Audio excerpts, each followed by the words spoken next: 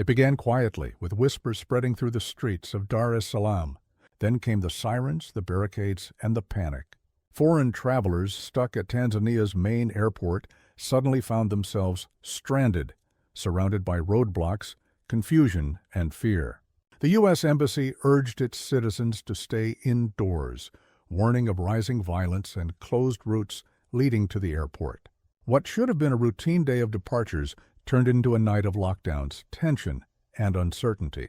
As flights were canceled and soldiers took position, the question echoed across terminals and hotel lobbies alike. What is really happening in Tanzania?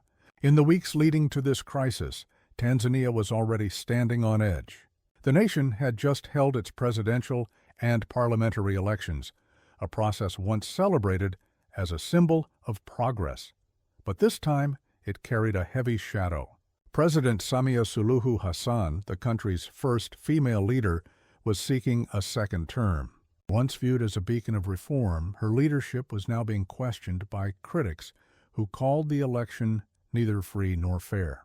Opposition candidates were disqualified or detained before voting even began. Rallies were halted and journalists silenced. On Election Day, reports of missing ballot boxes and voters turned away flooded in, while the government continued to insist that the polls were peaceful and transparent. For many Tanzanians, this was no longer about who would win. It was about whether democracy itself still existed. The atmosphere on the streets was tense. Fear mixed with frustration, and in hushed conversations, people began wondering if their nation's democratic promise was fading before their eyes. The government's reaction to dissent only deepened the unrest. The arrest of opposition leader Tundu Lissu on treason charges, which he firmly denied, became a rallying cry for thousands. Another candidate, Zito Kabwe of ACT Wazalendo, was disqualified under legal pretexts many viewed as intentional. Police sealed off opposition offices, activists were hunted online, and peaceful gatherings were banned. Journalists who dared to report were intimidated. Amnesty International and other rights groups called it a systematic suppression of freedom, a tightening grip on a once open society. But even under pressure, defiance found a way. Citizens began organizing quietly, using coded messages and encrypted apps to spread information. Despite fear, a sense of unity grew, a small flame of resistance that refused to die. When the results were finally announced, they shocked few, but angered many. President Samia Suluhu Hassan claimed overwhelming victories, up to 95% in some regions, figures that felt unreal to most. Opposition parties rejected the outcome, accusing the government of vote manipulation. Videos soon appeared online, ballot boxes stuffed with extra votes, agents barred from polling centers, and crowds being dispersed by force. What followed was an eruption. The streets of Dar es Salaam, Mwanza, and Dodoma turned into grounds of protest. People poured out, chanting for justice, waving flags, and demanding their voices be heard. The demonstrations quickly met violence. Tear gas, rubber bullets, and live rounds scattered the crowds. Hospitals filled with the injured. Families searched frantically for those who didn't return. Yet, amid the smoke and chaos, one truth became clear. The people of Tanzania were no longer afraid to speak. By dawn, curfews were declared across major cities. Roads were sealed, and the once bustling Julius Nyerere International Airport went into lockdown. Flights were suspended, and foreign travelers found themselves trapped. The government insisted these were security measures, but locals saw them as attempts to stifle the movement, both of people and information. State television showed smiling officials calling for calm, even as ambulances wailed through the streets. For ordinary citizens, it felt like punishment for daring to hope. Then the silence grew deeper. The internet went dark. Social media vanished, news websites failed to load, and calls couldn't connect. The government blamed misinformation. Critics called it censorship. For millions, it was as if the world had disappeared overnight. In a time of fear and confusion, people were cut off from truth itself. But even the blackout couldn't erase the will to resist. Using offline radio apps, VPNs, and old-fashioned word of mouth, citizens found new ways to stay connected. Human rights groups condemned the shutdown, warning that when communication is controlled, freedom itself is at risk. Soon, the unrest spread beyond Tanzania's borders. At Namanga, the crossing between Tanzania and Kenya, protesters flooded the highway, a route vital for trade across East Africa. Fires burned along the road as crowds chanted and tore down posters of the president. Kenyan authorities quickly moved in, fearing the violence could spill over. The scene was surreal. A place known for tourists and truckers turned into a front line of regional tension. 2 people reportedly died while fleeing clashes. Kenya issued warnings to its citizens, and border patrols tightened. What began as a domestic protest was now reshaping East African politics. The world began to take notice. Statements came from the European Union, United States, and United Kingdom, all expressing concern. The EU called the elections unfree and unbalanced, citing months of arrests and restrictions. The U.S. Embassy confirmed the road closures to Dar es Salaam Airport and urged citizens to avoid travel. The UK issued its own advisory, telling nationals to stay indoors. International journalists from Reuters, BBC, and Al Jazeera reported images of gunfire and mass detentions.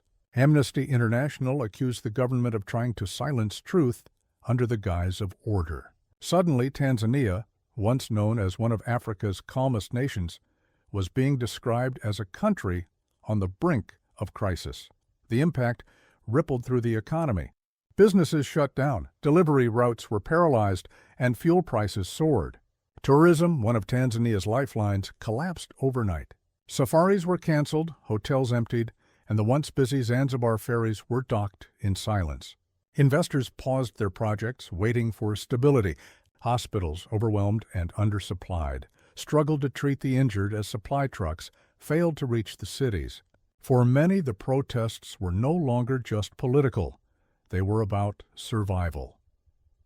At the core of this movement stands Tanzania's youth, the generation born long after independence, raised under a single ruling party. Tired of joblessness and corruption, they saw this election as a last chance for change. Their slogan spread fast before the blackout silenced it. Our future cannot be decided without us. They marched with courage, not weapons, carrying flags and handwritten signs determined to reclaim their future. For them, this was not rebellion. It was renewal. "We have nothing left to lose," one young protester said, "except our silence." When Samia Suluhu Hassan became president in 2021, the world praised her as a symbol of reform after years of repression under John Magufuli. She freed political prisoners, reopened banned newspapers, and allowed opposition gatherings. For a time, it felt like Tanzania was turning a new page. But that hope didn't last. Journalists disappeared again, activists were detained, and censorship crept back in. Critics began asking whether the leader who once promised openness had changed, or whether the system had changed her. Supporters still see her as a strong figure guarding Tanzania's unity. But to many others, she has become the face of a shrinking democracy. Her challenge now is not winning elections, it's winning back trust.